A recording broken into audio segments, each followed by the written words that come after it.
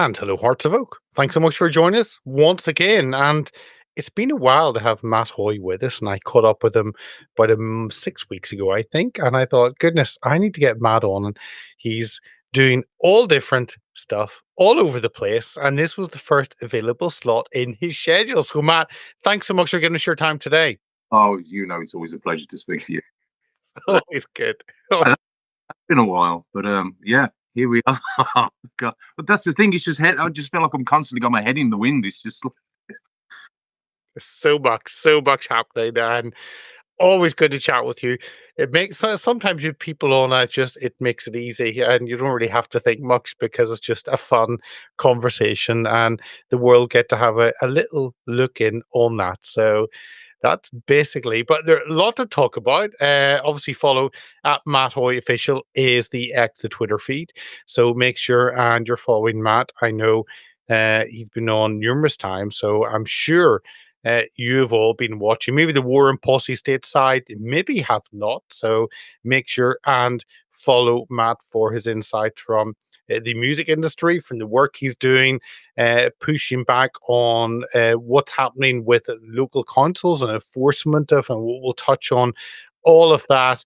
The whole common law thing that I haven't fully got my head round, but we'll engage in all of that. But I think first, let's go to Birmingham, the second biggest city in the UK. Doesn't look like the UK, but this is some of the fun they've been having. Here's a short video clip, and then I'll bring up the story.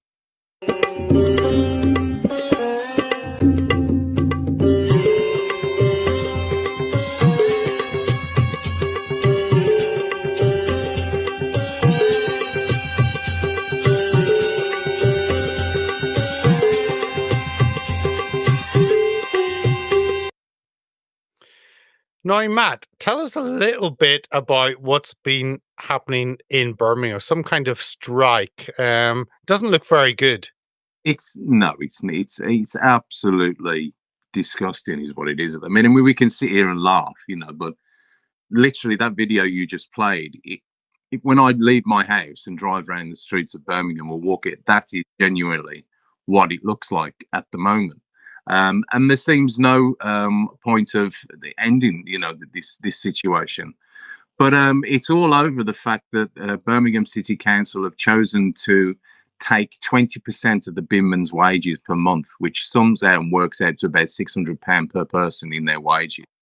So the binmen are not actually on strike for wanting more money, wanting a wage increase. They're actually out there campaigning for their normal wage to go back to normal. And the councils are not moving; they're not budging. And as we've spoken about before, Peter, with councils, it's like that. You always have the councillors that are sat at the top of the tree, accepting pay rises left, right, and centre. But when you've got a crisis like this that's going on in Birmingham, and they're more prepared to invest money into an area in Birmingham called Druin Teeth to make it eco-friendly, or to basically, it's like there's like small little, what they do is they put small little recreational parks or gardens in and around it, and they invest thousands into these little places. So one second they've got no money and they're in debt, and then the second they're funding parks and cities and areas in and around Birmingham. Not to mention the fact that there's thousands and thousands of illegal immigrants in hotels stashed up in and around Birmingham. The other day, one of the councillors was talking about that they're fitting electric car charge points in and around the city. All this is going on while that video that you've just watched, that's how Birmingham looks. So all that's going on while Birmingham sits in its own, I won't say shit, but there you go, and that's what it's like. And the videos, I mean, they do make me laugh. There's rats the size of dogs and cats. I mean, there isn't. It's just ridiculous. I mean, the animal, but that's what it does attract. Rats are always going to be a thing in big cities. So even if it's just 2 or 3 days left out longer than it should be, you're going to get an influx of more rodents. So this is where we're at now, and it's really, really unhygienic. And these people still don't care, and they're doing nothing about it. Nothing. I mean, you take this alone. My house now, I have two wheelie bins full to the max outside my property, and about 15 to 20 bags that still haven't been collected. That's it, and that's per house in where I live in a small grove, and that's per house. So it's actually it's shameful. It really is. Let me bring up that comment you made about um, just get the bins gone. Fed up, Birmingham residents say cat-sized rats are revolting rubbish is new normal. Locals see no end to weeks-long dispute. Fork out hundreds of pounds for private rubbish removal. 17,000 tons of waste remains collected, and a major incident is declared. And I'll let me grab my cat, and this is what a cat-sized rat looks I like. just that. There, there you go. That is that, and this is a kitten. So I wouldn't like something this size. Actually, a rat this size. Yeah, just putting it up for illustration's sake. But that's yeah, that's more of a small leopard that you, um but no, no, I mean this is I mean it's like when you've said certain people are going out and paying for private companies to come and remove their waste. People are already paying hundreds of pounds in council tax for this, which is one of an amalgamation of services. Um, and they're not getting that service. So why? I mean, this is my way of looking at it. Why would I then go and pay on top of that for a private company to come and remove the waste? And especially when you're sitting there talking about what we've just spoken about, improvement of social areas, local areas, and then improvement and putting car electric charge points in. There's so many things. I wrote a list and I can't find it now, but there's so many things in the last week Birmingham City Council have listed that they're doing to improve the city, but none of them are actually improving the infrastructure and helping the people of Birmingham. It's all to do with fanciful shit, basically, that people are never going to use. You're going to put an electric car charge point in, but then that's going to get vandalized or it's never going to get used and it's just going to get left abandoned and then it'll break. So what was the point in putting that in? Well, Like maybe they won't find the charging point underneath all the bags of garbage. this is it, it's absolutely ridiculous. And it's only we've been warned that the weather's going to get warmer within the next week or so as well. So that's going to add to, we're going to have flies, there's going to be rats, the smell will be unbelievable. So, I mean, where do you go from there? What are they going to do? Each day there's a message going, we're trying to deal with this the best way we can. And there was a delay in getting such and such trucks out today. I don't see any trucks and I don't see any resolve of this situation whatsoever. And this, of course, is local council the failure. We'll move on to something else, but I'm sure Matt will probably get fined for having extra bags on top of his wheelie bin, despite the fact that no one's been there picking up because it's always the public's fault. And actually, you touched on with huge rises in council tax, which is the tax that we pay here in England for actually different services. So rubbish services, and I don't know what other services actually, but a lot of them have gone from weekly to fortnightly, and a lot of those have gone up by legally they're allowed to 5 or 10%, and across the country we're seeing that huge increase in taxes for well, looking at that video, it looks for very little service. Yeah, absolutely. Absolutely. And like you've said, it's like, I mean, nobody is ever certain as to what the services are that the council are supposed to be providing or as to where the money you pay in each month, which is in some situations, people are paying up to nearly £200 a month for this service. So where's it actually going? When we know it may be going to the police force, but the police force really as a corporation are not really there to serve us at the moment. We know that it's going to finance illegal immigrants in countless 3 to 4 star hotels in and around Birmingham and the West Midlands. It may be charging the bin men, but if it's going towards the service for waste disposal, why are then taking away 20% of the bin men's wages and forcing them to go on strike? It's not like these men are asking for a wage increase. They know they're on a good wage, but to take away 20% of a man's earnings or woman, sorry, as well, is that's nearly £600 out of his wages per month. That's, when you're used to a certain lifestyle, to take £600 of somebody's money is dreadful, and that's a serious lifestyle change. That you've got to adapt to that. There's so many things within Birmingham where the services are just failing diabolically. Just everything is a flaw, and all the Birmingham City Council seem to do is try and impress people with, this is for climate change, for net zero, which is a political agenda anyway. We're going to change Druids Heath, which is an area in Birmingham which is downtrodden at the minute, but we're going to rejuvenate it. It's going to cost millions. So if it's costing millions, why can't they just give the binmen what they deserve?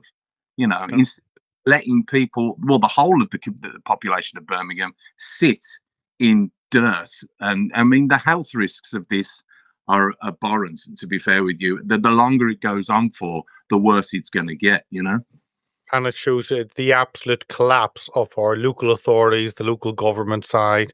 Nothing seems to be working in any shape or form.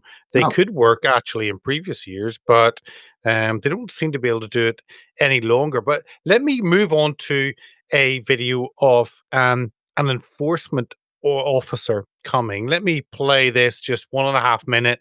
And then, Matt, I know this fits into a lot of work you've been doing. So let's play this clip. Would I?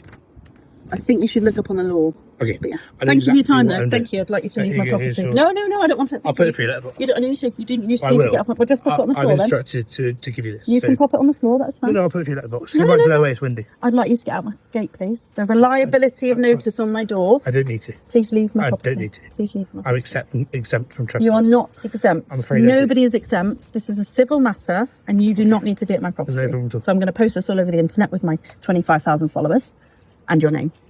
Go on then. Well, I'd rather you didn't do that. Albert, in case. Well, I will be.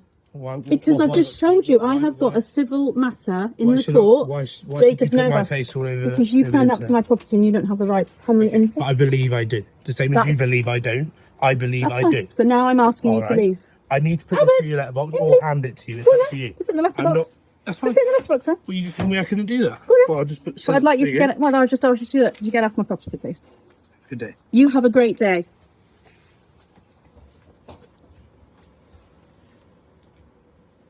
What are you taking a picture of my property for?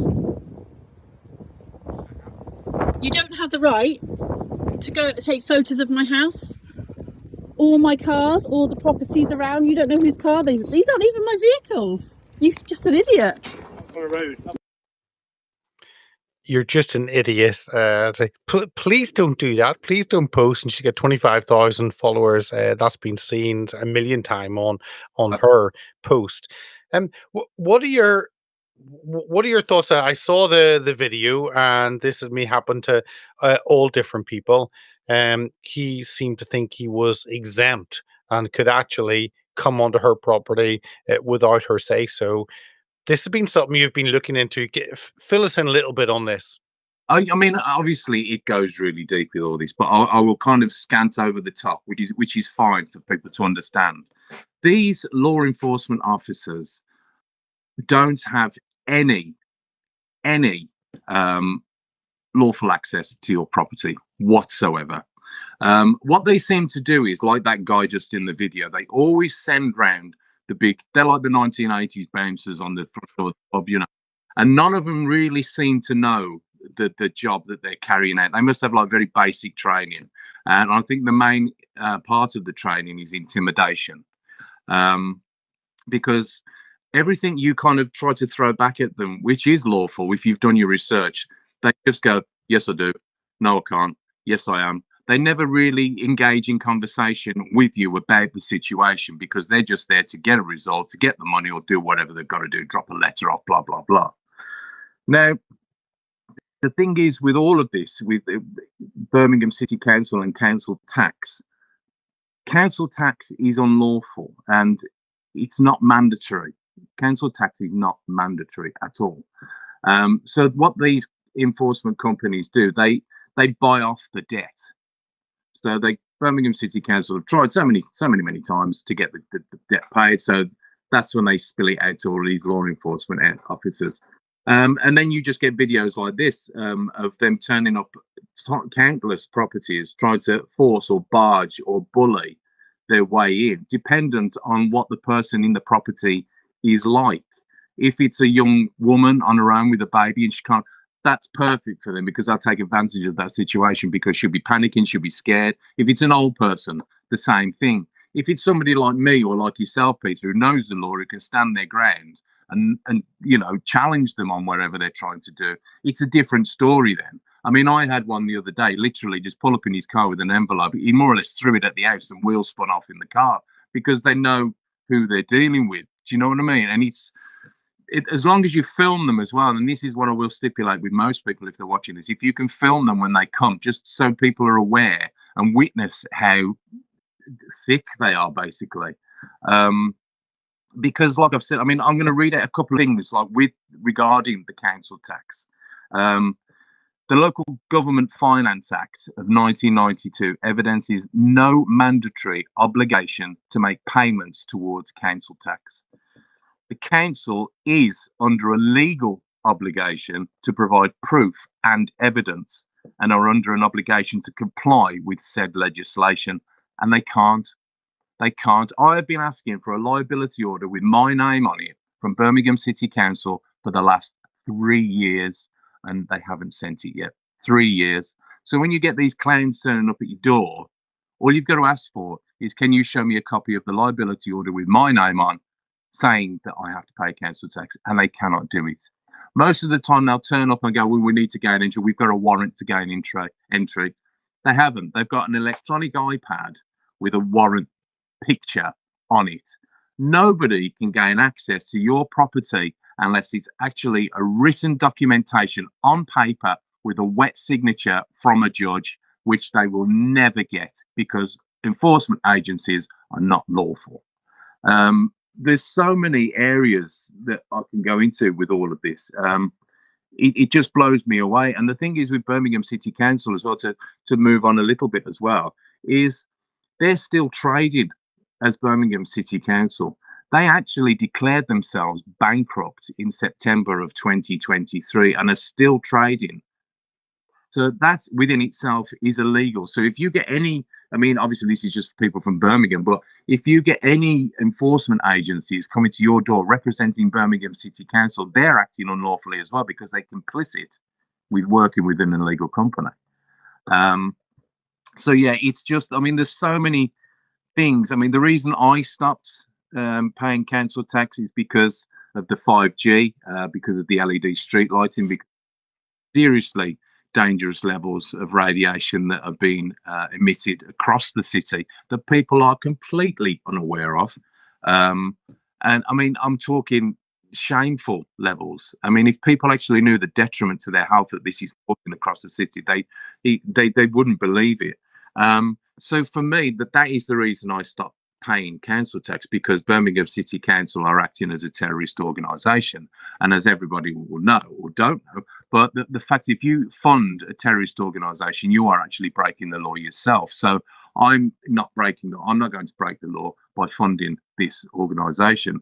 And it just states in some of the paperwork that I have here, Section 17 of the Terrorism Act of 2000 states, a person commits an offence if he enters into an arrangement as a result of which money is made available to another, and he knows or has reasonable cause to suspect that it will or may be used for purposes of terrorism. So there you go. There's the first one. Section 52 of the International Criminal Court Act of 2001 stipulates it is an offence against the law of England and Wales for a person to engage in conduct ancillary genocide, a crime against humanity, or a war crime. This is what those are. They are killing people and making people seriously ill via extreme levels of radiation throughout the city from 5G masts that are everywhere. They're outside pubs, recreational areas, parks, they're outside schools, they're outside nurseries. And, you know, the LED street lighting, I mean, I don't, you probably noticed it yourself, Peter, that the street lighting is just getting really bright over the last couple of years. Headlights in cars are like, they're on full beams all the time. It's like, it's blinding. These are causing eye cancer. You know, they're actually monitoring systems as well, the LED street lights, because if you've got anything within your property that's got the attachment of the word smart with it, like a smartphone or a smart meter, these can link into your property. So basically, you've got Big Brother there as well. Big Brother monitoring your daily routine, your daily actions, how much energy you're using, how much water you used, how much gas you used, how much electric you're using, and correlating those times as to when you're actually in your property, so they know when you're in, when you're out. They have a gauge of a pattern of your lifestyle. I didn't ask for that. I don't suppose many people ask for that, to be monitored by Big Brother and watched all the time. So it's all a little bit cloak and dagger at the minute, and I'm trying to expose it as much as possible. But that woman was within her rights, and she exactly said there was she was bang on the money, you know. And they don't like it, you know, because when she said, you know, I've got 25,000 followers and I'm going to post you all that, he said, well, I don't want you to do that. Of course it doesn't, you know, because it exposes all of them, Fred. But you know, fraudulent. Please don't. Please don't. Please don't. But no. Let me because people can on your X feed one of your recent interviews with Liam Galvin, and you go into some of that, and I encourage people to go and delve into that. It's a short, 25-minute interview, but you can go and understand a little bit more about this. But let's move on to climate change, to net zero, all of this. And this is for the Warren posse who've been waiting patiently for a US-esque story. Let bring this up. And this is the governor of Florida, Ron DeSantis, talking about legislation that's passing through at the moment. So take a look at this, and then we'll touch on another story on the green agenda. Senator Ileana Garcia has legislation in the Florida Senate to ban geoengineering and weather modification in the state of Florida. I support the legislation.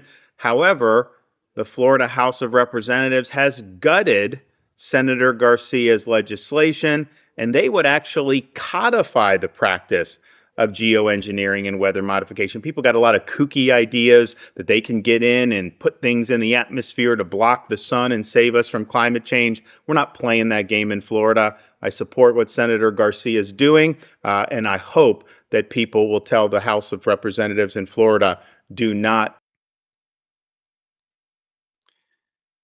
No, I love Ron DeSantis, and this is a phenomenal subject, one that's full on conspiracy, and now seems to be factual with what a lot of people are putting out. That the chemicals are released to affect whether it's how prevalent it is or not. That's also part of that conversation.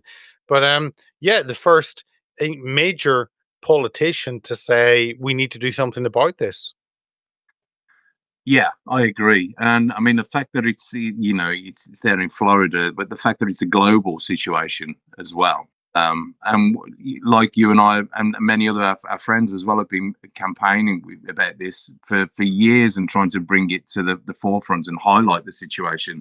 But it was the one supposedly conspiracy story that always kind of, it got pushed to the back because there was always those people that just said, oh, they're just contrails. Don't you understand that when a plane gets to a certain height and blah, blah, blah, 40,000 feet, it produces crystals with the hot and the cold air. Blah.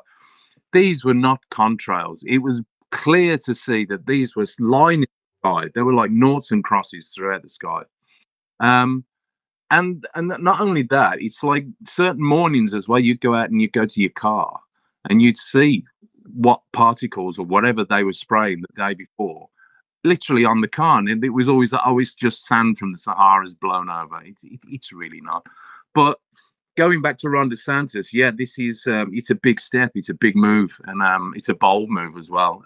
And it always tends to come. I mean, he's got form for being that person anyway, you know.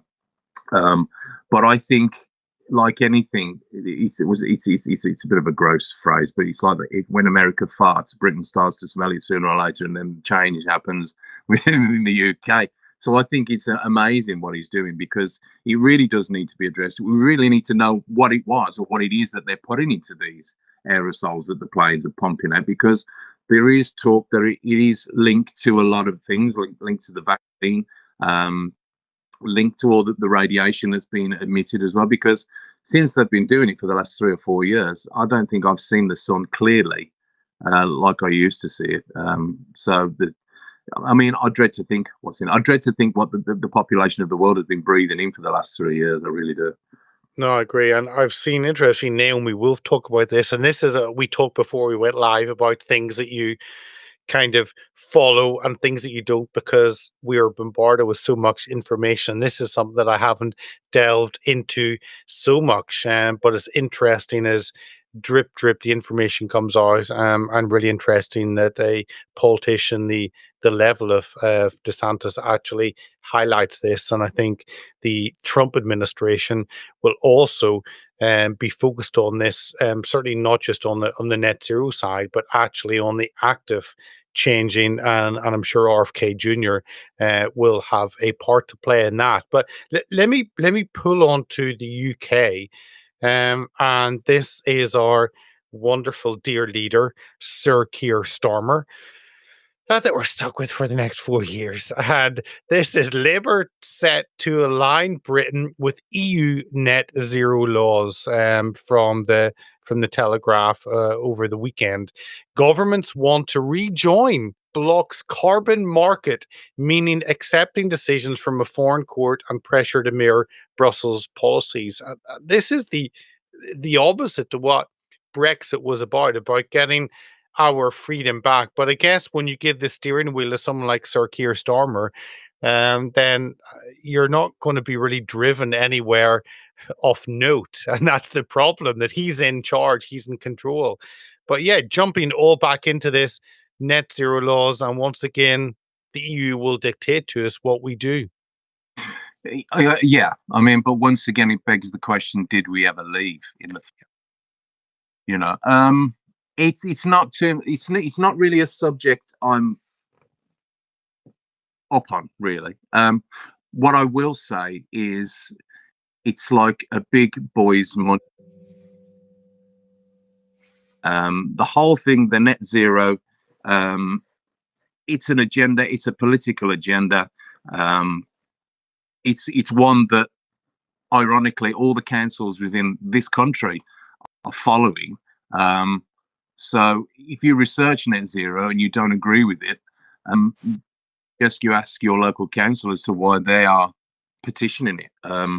So it's awkward. I think we all know Starmer as well. Sir Starmer is part of the WEF. He's one of the puppets. He's just there doing what he's basically told to do, pushing what he's told to push.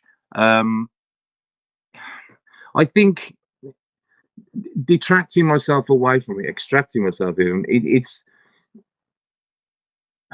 it's really hard. It's like all unfolding for them at the moment. So for me, there's just the fear levels that they're trying to implement on people at the minute are catastrophic. The brainwashing that they're trying to last minute get in there and try and change things to try and scare people into, we're all going to die. This is all. People have seriously just got to read between the lines and be cool, man. You know, I mean, if ever I could, paraphrase somebody from the A-Team, he's Mr. T, and just be cool. It's like nothing could ever be that bad. You know what I mean? I don't know. I tried to anything to do with any subject matter with Starmer's name attached to it. It's all bullshit anyway. You know, I've never known a man in history, in political history, lie and turn about face as many times as that man has. You know, Oh, completely. But it seems to be that Trump is the only one who is saying we're going to pull out of agreements because they don't benefit our country, and then we have all these little pygmies in Europe that just want to jump in and accept all this control, and this will be control from the European Court of Justice. But just actually, let's destroy our businesses even more, and put more and more regulation, and the only person that seems to be speaking common sense worldwide is Trump, that says, actually, we're going to cut regulation, we're going to remove from these agreements, and we're going to let our nation, our economy, our industries grow. Where Europe just is determined to destroy industrially the whole of Europe. Yeah. No, I agree. I agree. But this is the thing.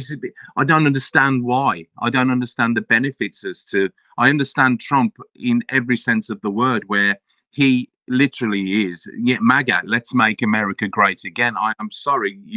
The last 10 years, America has just gone down such a downward hill slope. He's stopped it, and he's pulling it back, and that's what he's trying to do. He's trying to bring back America. The rest of the world just seems they're imploring themselves into just destroying every single bit of community, and not just community, everything that their country was proud of. And like if you went to Italy, the culture within Italy or Spain, or what England used to be proud of and what it represented, it's like they're trying to remove people's culture and what they stand for, to nothing. And I don't understand it. I really don't understand it. And there's a lot of people out there that are on our side of the fence as well, Peter, that are accusing Trump as well of being a shill, and it's all a plan. And so I think what you have to do is be steadfast within your own beliefs, and just forge for those and try and make your world a better place, and then move on to bigger things if possible. I agree, and I'm curious of the attacks on Trump, because I think we are in a better position with him than we would be without him. And you need to go with the wins you have, and no one is perfect, but you accept the good things that come. And I don't understand the huge criticism. We'll see what we get, especially on the jabs. mRNA jabs still being rolled out, but RFK seems to be very adamant to push back that, and has been given that role, and Jay Bhattacharya, head of the NIH, and there's so many good figures. So let's kind of go with the positivity. Well, I think no, I think you're bang on the money, and I mean, I'm with you. I'm with Trump. I follow him. I think he's amazing. But what I will say is, all the last 5 years leading up to Trump being inaugurated, it's like always had that, oh, it's going to be great when this story comes out, or when that becomes revealed, and blah blah blah. As soon as he came into power in January, it was like somebody had a big red button that just went bump and pressed it. And the rest of the world just went manic. They were like lemmings jumping off a cliff. Oh shit, it's happening. And that's what it feels like. So I don't personally think he is a shill, because if he's got that much power to make the world kind of implode on itself a bit, and I'm sure you'll agree, it's like everything has gone bonkers. Everything, the music industry, entertainment industries, politics has gone bonkers. Councils have gone bonkers. Governments have gone bonkers. Countries within themselves, the way they communicate, wars, but it's just all gone tits. And I think, I don't know. I think it's a good thing, because it's the first time for me that I've actually sat back and gone, thank God, a little bit of validation has been thrown my way, and the truth is coming out. So if the truth is coming out, and even if it is a bad thing, I think at least we can grasp onto something to try and forge in a better direction than we have previously over the past decades. 100%. Okay, I've got 4 stories. Let's maybe do just a couple of minutes on each, because I want to cover them all. This is UK story, and the headline, following on from something happened just 2 days before. J.K. Rowling says suspension of toddler from nursery for transphobia or homophobia is totalitarian insanity. The child, aged either 3 or 4, was suspended from a state school for abuse against sexual orientation and gender ideology. And there is J.K. Rowling's post saying this is totalitarian insanity. If you think small children should be punished for being able to recognize sex, you're a very dangerous zealot, who should be nowhere near kids. And it's interesting, this whole, in one way you're going to be accepting of other people, but then the other side is actually forcing a sexualized agenda on children in a nursery. And I don't think a 3 or 4 year old, I don't think they're in a place to be able to talk about 100 different genders or all of that. That is not the place, and yet it's been imposed on children in schools. I have to say, Peter, what is it they used to say in the old days? What a load of bollocks. Seriously, I mean, the thing is, the fact that we're talking about a 3 to 4 year old child, 3 to 4 year old children shouldn't even be entertaining the fact of transphobia or homophobia. They're babies. They should know anything. They should be playing with plastic toys on in the garden, digging holes, playing in dirt, digging in mud, laughing and joking. That's what children of that age should be doing. I would love to know how a child could offend another child by being either homophobic or trans. I would love to know what the actual conversation was for it to actually happen. And for the person who actually suspended them, I would love to meet them as well and have them explain the whole situation and how they think a 3 to 4 year old child. I mean, that 3 to 4 year old child probably doesn't even know he's been suspended. That's the whole irony of it. You know what I mean? It's absolutely ludicrous, and I've got no time for this bullshit. I'm done with it. Anything J.K. Rowling puts out there, I'm behind. I'm championing because she's a legend. Because it's just when it starts infringing on children and children's ideology and the way they're growing up, and it's children know nothing of this. They're always influenced by somebody and their surroundings, by parents or whatever. So whoever's doing that to a 3 to 4 year old child, those are the people that need to be looked at, not the children. Yeah, and we need to relook at our education system, and just for clarity, when Matt says a load of bollocks, those could be male or female bollocks. So just putting that out, just just in case there's any confusion at all. Yes, we don't want to discriminate. No, don't discriminate against the female variety. So let's move on to this whole trade war, and this was an interesting part of this that Trump was putting on trade tariffs. But here was a story in the Telegraph over the weekend, and Trump warned UK no free trade without free speech. Starmer hopes of avoiding tariffs may hinge on case of pro-life activist arrested for peaceful protest. And it said the verdict on the case is due Friday. So after we record this, the day before we go live, the verdict may come out. And this kind of fits into the whole battle that X have faced with the EU, the restrictions on, because the European Union hit Elon Musk as much as they hit Trump. It's Musk derangement syndrome as much as Trump derangement syndrome. But it's interesting how the US State Department, they were kind of connecting free trade with free speech, which is really interesting. And I don't know how the UK government are going to respond to this. But what are your thoughts? Because this is two issues into one, really. It is, but it's also, I mean, I think this is where we've come to in our lives, you know what I mean, that we're talking about a country that I've grown up in, that fought in the wars for diplomacy, for the respect and the right to say whatever we want to say, because we've earned that, and I think Trump is well within his rights to say that. I think it's absolute. We're not a communist country, for the fact, if you break it down, you just say, I think Keir Starmer's a dickhead. And you write that on the social platform, and you got the police knocking at your door. And they got nothing better to do with the time. There are no real crimes out there for him to be solving. It's absolutely ludicrous. And Starmer is trying to push us back into the whole EU thing regarding trade.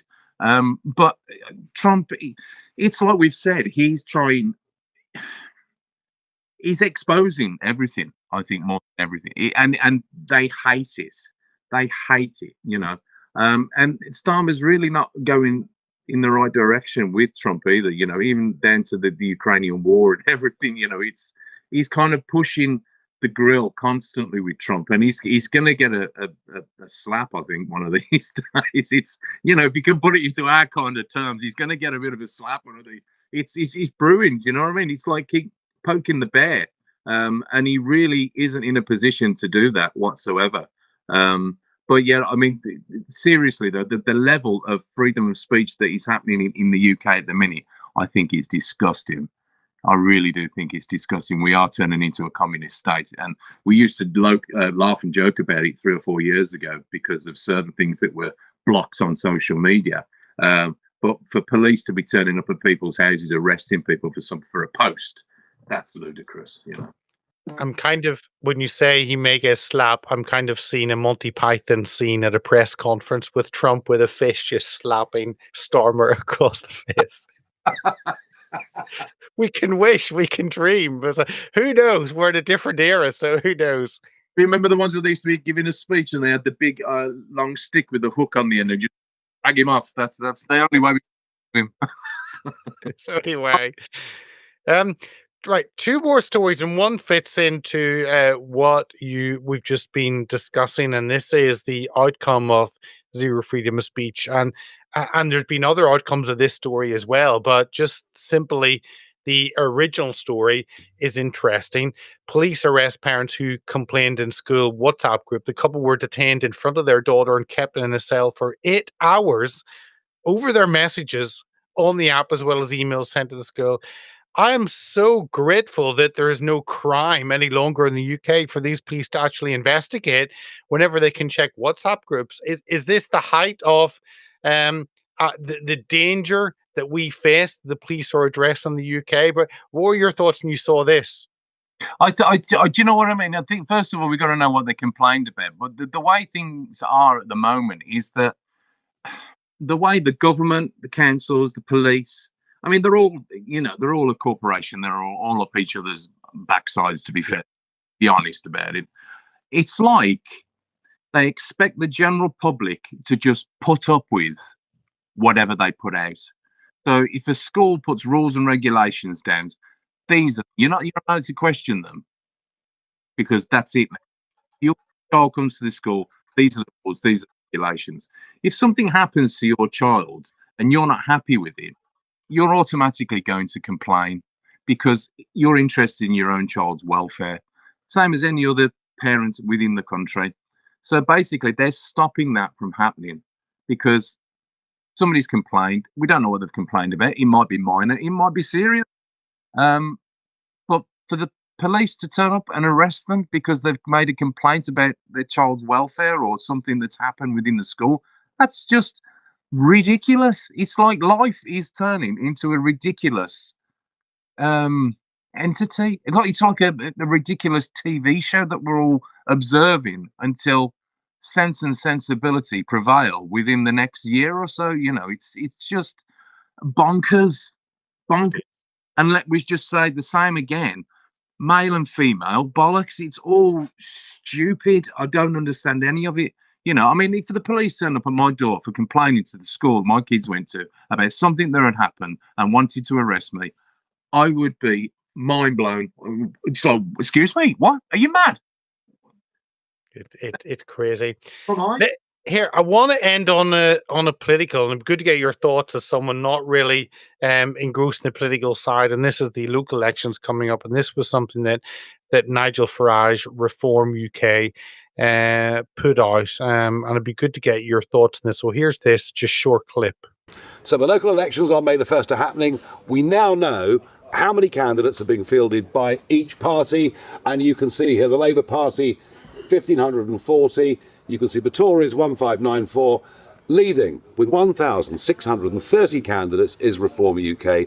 The first time in modern history a party other than Labour and the Conservatives have fielded the most candidates. I tell you what, we're in the game and we're in it.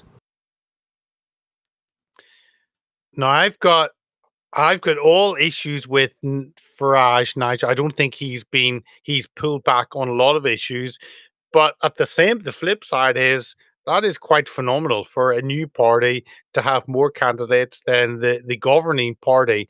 And with the local elections coming up, some being cancelled, some have not, all of that. But what are your thoughts? How do you see that from kind of looking outside the political bubble? I mean, you and I have both met Nigel Farage a few times. I know what kind of a person he is. Whenever I see any interviews regarding Nigel Farage over the last 6 to 8 months, there's never really any conversation or subject matter regarding what he's actually going to do to benefit the country, to get us out of this shithole that we're in, to improve our lifestyle. There's never, all he ever talks about is the fact that a party, an independent party that is outside of the ranks, has come in and split Labour and Conservative straight through the middle, and nobody's done that in decades. To be fair, he's the leader of the party, that's fine, but he never talks about anything else. Now, when you resort back to somebody like Rupert Lowe, he was the one person within that party that actually sat down and talked about issues, situations, things he was going to resolve, and how he was going to resolve them. For me, that's the leader. Nigel is just the front man of this. I don't even know what to call it. It's a shit show, really. It's like, I mean, and everybody knows that party is really just the Conservative 2.0. And as soon as they get in, doesn't matter whether it's a different name or not. It's all going to be back to the way it was before. Rupert Lowe is the first politician in a while that I've actually listened to and thought, hey, he's quite sincere within what he says. And there's only 2 or 3 other politicians out there saying the similar kind of things as well. And I think it's those type of people we need to be listening to, not the ones that have got the funding and the marketing bandwagon behind them at the moment. And that's exactly what Farage is. I wouldn't trust Farage as far as I could throw him. So for him to be leading the country, it's like swapping one dickhead for another. You know what I mean? That's the way it is. It's fascinating for me to hear your thoughts, because I haven't really discussed this before. So it is fascinating, and I'll not jump in with my thoughts. I was just intrigued to ask you, because I know you're not necessarily a political animal, where I've been in that world. So I wanted to have your thoughts, and that's intriguing. I 100% agree. I didn't know whether I would agree or not with what you said, but yeah, that's bang on the money. That's what I would have said. Yeah, no, it's true, and I think as soon as people start understanding that these parties are never going to change anything, voting is never going to change anything. The whole thing needs to be disabled, broken down, and started again. They're all corrupt. They're all like mafias. They're not, they're all out for themselves. They're all backhanders. I mean, there was that Asian lady the other day that came out as part of the Labour Party that's getting illegal immigrants in through the back door. She's done thousands of them, and she's earned thousands from it, None of them are in it for the right reasons. I mean, I'm sure there's a small percentage. I'll give them 10% maybe, if that.